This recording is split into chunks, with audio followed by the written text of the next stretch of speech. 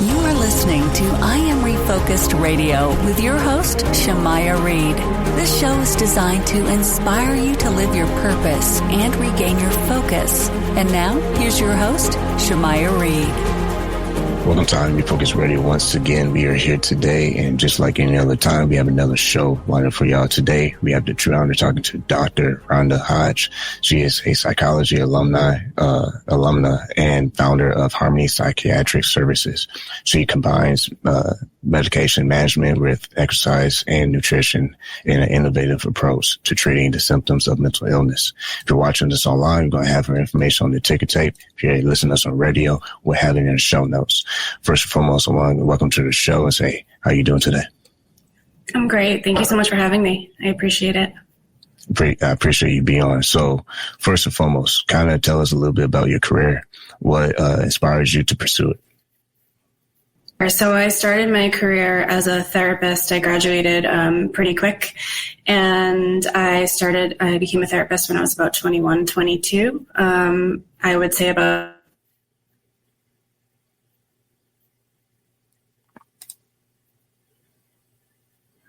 I'm watching some kiddos coming into therapy.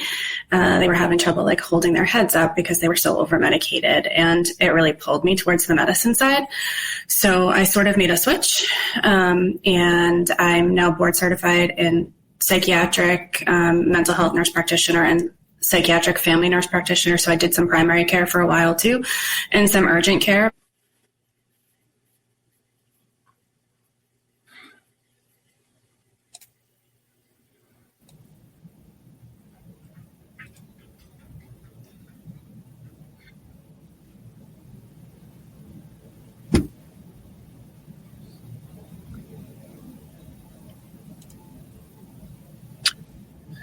You froze. Oh, no, you did too. Okay. If you could just finish your thought when you just get a little background of your professional. Because it kind of stopped. I was like, okay. Do you want me to start over? Yeah, I can. It'll be edited. Yeah, that's fine. Okay, sure. So I graduated with my master's degree in counseling when I was about 21 or 22, and I started working as a therapist pretty young and started teaching pretty young, which I think has given me a lot of perspective. I was probably a little too young for that. But probably about, 6, 7, 8 years in, I started seeing a lot of patients coming in, especially this one little had to hold up her head because she was so over-medicated that I really got pulled towards the medicine side of things, and journeyed through my education and became a psychiatric mental health nurse practitioner and a family nurse practitioner and did family medicine, and then got my doctorate after that. So that's how I opened up Harmony, was really combining. A lot of med appointments are just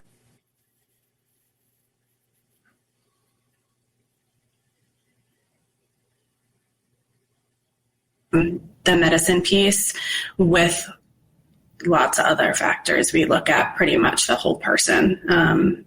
Every time they come into the practice, they know that is our goal. So, yeah. When you look at someone's mental health journey, what does empowerment mean to you, and how you best serve them? Mm-hmm. It means everything. During COVID, I started making videos just to be able to connect with the patients because we weren't able to connect with them physically. And empowerment was a big piece of that, and vulnerability too. Empowerment and vulnerability. You can stay alive and not be empowered, but we really want our patients to thrive, and that empowerment piece is huge. And not feeling judged and feeling seen, and then being able to actually look in the mirror and see yourself, that's like true empowerment. When my patients come in, I really hope, and I have heard this, that they know that they're a part of a family and that we absolutely love them. And that's a part of that empowerment, to know that they're not being judged because they're walking in the door, and to leave feeling like they're equal and it's okay to be struggling. When you think about innovation, that and holistic care is becoming popular with your practice. What do you see benefits integrating exercise and nutrition, because a lot of other practices, sometimes they focus solely on medication? I think it's huge. That was actually, I did my doctorate on exercise and nutrition and compared that to just the basic depression scales, and actually saw some of my patients who were doing the nutrition and exercise plan that was a part of the research were able their scores improved. Moving your body, it gives you a dopamine kick. It helps with that feeling good about yourself. Part of depression and anxiety is not being able to move and not feeling stuck and feeling frozen. And that sense of accomplishment, even after going out for a 3-minute walk around a building, it can be huge. We have some hiking groups we do with our patients. We do with some of the younger boys. We've done jogging where we're talking and we're moving our bodies and talking about why that's important. But also it takes a little bit of the stress off sometimes too for some of these kids, because they're moving their bodies and they're talking more. But we're doing so much more than that for sure. Once again, listen to RB Focus Radio and watching this online, talking to our guest today, Dr. Rhonda Hodge. She's the founder of Harmony Psychiatric Services. Go to their website, harmonypsychiatric.com. The next question is, we talked moments ago about movement and how nutrition and exercise that plays a role. How do you determine with your clients the balance between medication, nutrition, and also movement?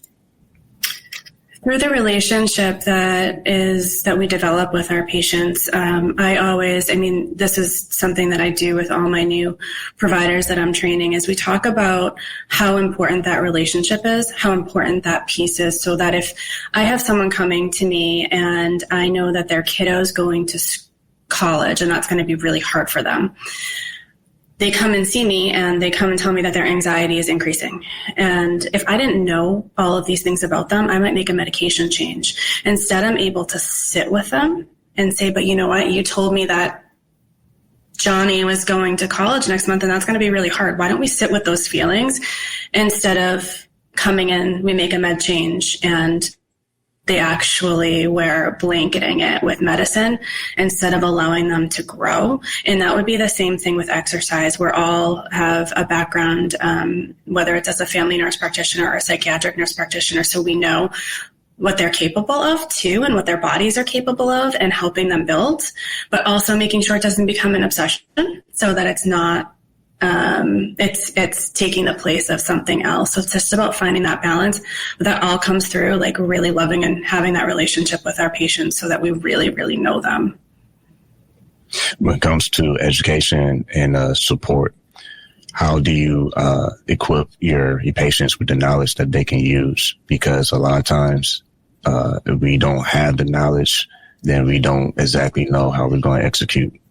Mm-hmm. Yeah, it's funny. I tell my patients I'm always going to over-educate you. And sometimes I say that it might be at first, you might be like, Rhonda, stop talking. I don't even know what you're saying. I'm like, but especially with my kids, I'm like, but when you're 18 or when you're 22 or 32 and you're going to look back and say, oh, right, Rhonda told me about that, because I'll repeat it over and over again so that they're getting the same message. And if it shifts, or their life shifts and that message isn't the same anymore, I make sure that I point that out too. That remember we talked about this. Well, this looks different now because of this, so that they really have an understanding about why they're doing things, which you bring up a great point.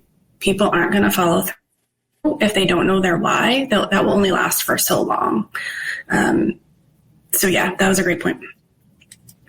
I like what you said about later on in life, they're going to remember those nudges, if you will, because we need that, and we kind of need that almost accountability partner to kind of walk with us as we are doing what is going to be beneficial for us years to come. So when it comes to support systems and tools, what are some of the things that they can expect beyond the clinical setting to help them stay on track? So we have a lot of things that are set up within Harmony. So one of the things that we did post-COVID, I talk about post-COVID a lot, is that for students and adults, there was like a missing piece essentially, where teachers were needing to be mental health providers and mental health providers were needing to be teachers. And there was just this big gap. So we actually have academic life executive functioning coaches, career coaches that have come in since then, because we were, I say this all the time, we were like on the Titanic, just keeping people alive for a long time. And we wanted to help them to be able to start living again. And so we needed that extra support in the middle. And that is one of the ways where we're supporting people by helping them be accountable. There's an app that they can use with their coach to keep them, on point, that they can text them in between appointments and they know the boundaries around that. And you're right, like that accountability piece is huge, especially when you're trying to combat something as heavy as like depression. And sometimes people, like you said earlier, they don't move. And point of that can be due to fear, or sometimes all this mental, health issues can be a stigma for some people. So how do you kind of break through the noise, if you will? Because there's a lot of information online, but unless you actually work with someone like yourself, some people might be too afraid or embarrassed to acknowledge they need help. Luckily, that is one of the things that I think has been helpful since COVID, is that people are getting help. And that has been pretty huge. I think it's really through love, and again, through the relationship piece, is for people that aren't at Harmony, to know that there are other providers out there that are doing this because they want to kind of walk with you on this journey. And that if you do find somebody, it takes a lot just to make that first phone call. If you don't find that person that you connect with as a therapist, it's okay. It's okay to walk away. Don't feel guilty about it. Don't feel bad. Move on. Like, we're used to sometimes, like, not everybody's going to click. Just not giving up on yourself, and knowing that at the end, once you're feeling better, you'll be able to find that love for yourself that maybe you're not feeling in the moment. If someone's listening to us and watching us online, and they feel hesitant to speak up for themselves, maybe it's for whatever reason, what would you say to them based on your experience with other clients that will encourage them to take that step, even if they feel like, I don't know what's going to happen next? Because that's a legit question to have. Yeah, and that's our job, to be the person on the other line that tells you what to expect. But sometimes, just honestly, logistically, even when you're feeling depressed, when you're feeling anxious, you can't even pick up the phone and call pizza, like order pizza. Like, you can't do anything. Having a friend do it for you. A lot of the online formats that, like, for example, we have purposefully for this reason, because it is so hard to make that phone call and it is so hard to choose yourself. And I, hands down, please choose yourself every single time. Is that there are those formats where you can just click on a website and you can put in your information and you can start the conversation that way. We have the ability to text. We have the ability, so many different ways, because we have had friends call and be with that person. Those blocks are so real, to be able to pick up the phone and allow yourself to be vulnerable in that way. There are so many ways to be able to figure that out. Just choose one, almost like when you're about to do something that's really, really scary, the top of a roller coaster, and you're about to go down, but you hold your breath. Just do it. Just really take a chance on yourself, because it's so, so worth it. I have seen people who have come to me in some of the darkest places, and I'm probably gonna start crying. It's really so cool to be able to watch them hold their head up and know that they made it, and say, oh my gosh, do you remember when I started seeing you 7 years ago and all of these things were going on? I couldn't imagine feeling this way now. Once again, listen, Harmony Focus Radio and watching us online, talking to our guest today, Dr. Rhonda Hodge, founder of Harmony Psychiatric Services. Go to their website, harmonypsychiatric.com. And speaking of dark places, that's a real feeling, experience that a lot of people have to battle day in, day out. When you look at innovation in the future of what your team is doing, what excites you, and what some of the things that you hope will be not just benefit for your practice, but for people who are seeking additional help?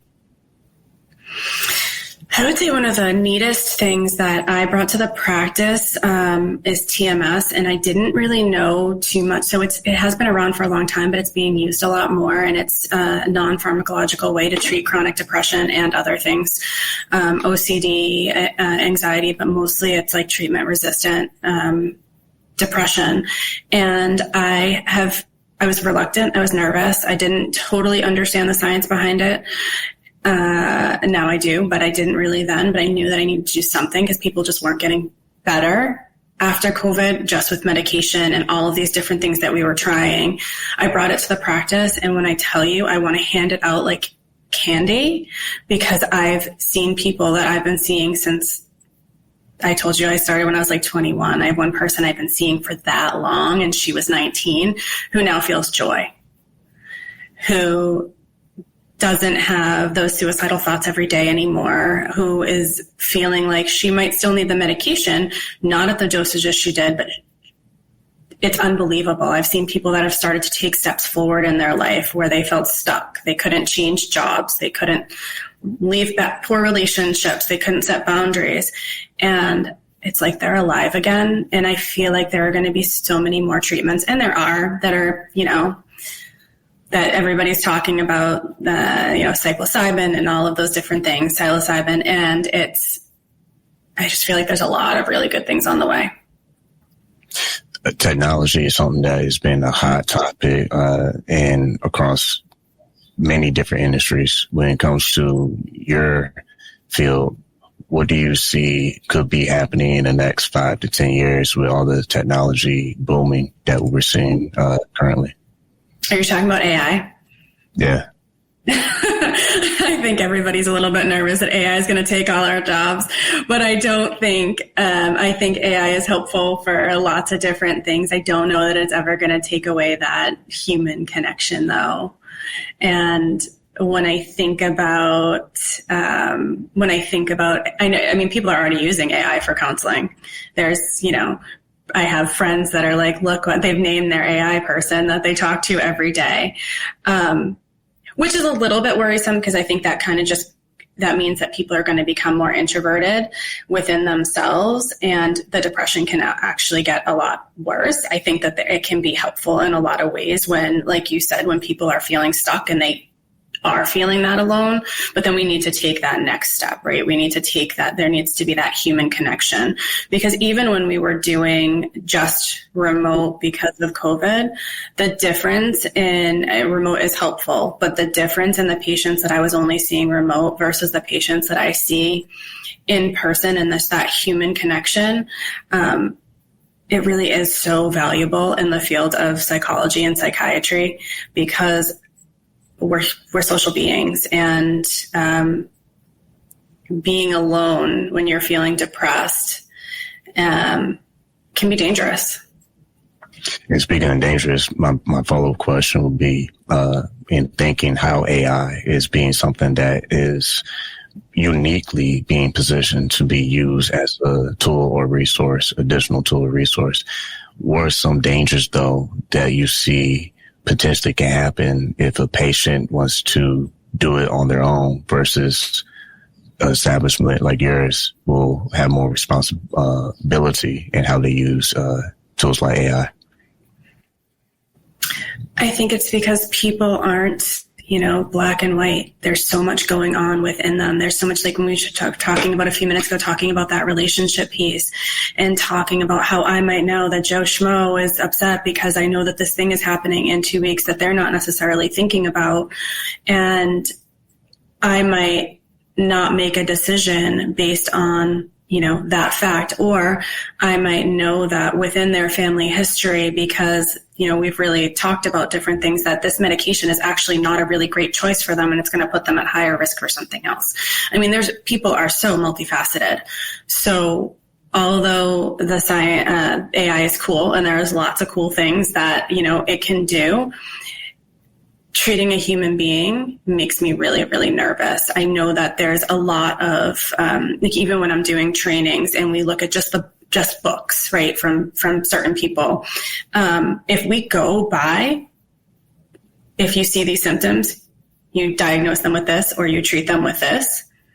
9 times out of 10, I'm not doing that because it actually doesn't fit the patient. It's a good tool, but it doesn't actually make sense for that person. And so that's what makes me nervous, is that maybe they'll get okay care, but they're definitely not going to get the best care for them as a unique individual.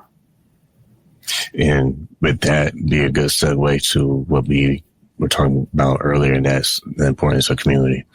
When you look at how people use their friends and family and their support systems, how, and speaking of the human soul, how does those resources play a role as they are getting better with your services? Oh, it's so important. We focus on the community. And I think in any time any of your listeners are going for care, is that you really want to find like community and find your tribe. We have a tribe within Harmony. I call them all my Harmony family, and they know that, and every patient knows they're a part of the family. We go to the movies together. I rented out a movie theater to watch the new Inside Out 2 movie last year. We do events. If we have providers who are like, I have this set of people who are kind of struggling with the same thing, and we know that they could use a skills group, so we develop a skill for them. And with that connection piece. So we're really, it's not just we're taking these groups and we run them every month, or it's finding out what our actual population of people is struggling with at the moment. And then we bring people together so they can feel comfortable being vulnerable, they can feel validated, but they can also get the skills they need to get better. So really, I like to think of it as people are kind of like walking into my home and spending time with their family, but getting better. If someone listening or watching feels like they at times feel overwhelmed, maybe it's because they overthink or they're too worried about some things that they can't control. How does your team help calm that and kind of educate them further of getting beyond that way of thinking? The relationship, love, empowerment, validation, validating that that's how they're feeling, and explaining to them also that that's what anxiety is. It's when things are not in our control, whether real, imagined, or perception, then that's what creates the anxiety. And helping them to understand what their brain is doing and why, and then helping us figure out how to take those layers off. But the education piece, for them to be able to understand why things are happening, sometimes that can be enough. That it's not that, there's this, terrible thing happening to their brain, but this is just how your brain's working. This is what your brain is doing right now. And we talk about brain style a lot. Everyone has a different brain style, but that education piece is massively helpful. That's a good teaser. So if our listeners or watchers are hearing that point right there, if you real quick, we had a little time left. What are some different brain styles? Oh, so neurodiversity is huge right now. We're talking a lot about how after COVID, people were really, really struggling, to connect with people, obviously. And there was a lot less masking, if you're in any sort of neurodiversity, whether it's ADHD, autism level 1, different types of, neurospiciness, there was a big chunk of time where people didn't necessarily learn how to mask. And I kind of find it beautiful, even though it can be more of a struggle for people. If you do understand a little bit more about your brain style and you can embrace it, it's beautiful. I mean, our neurodiverse population had the ability to become themselves without having that pressure. So it is definitely it's a little bit of a shift in the thinking about it.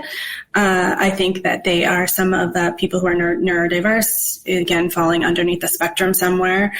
They are our innovators. They're our entrepreneurs. They are our engineers, and they're able to be a little bit more of their true self now.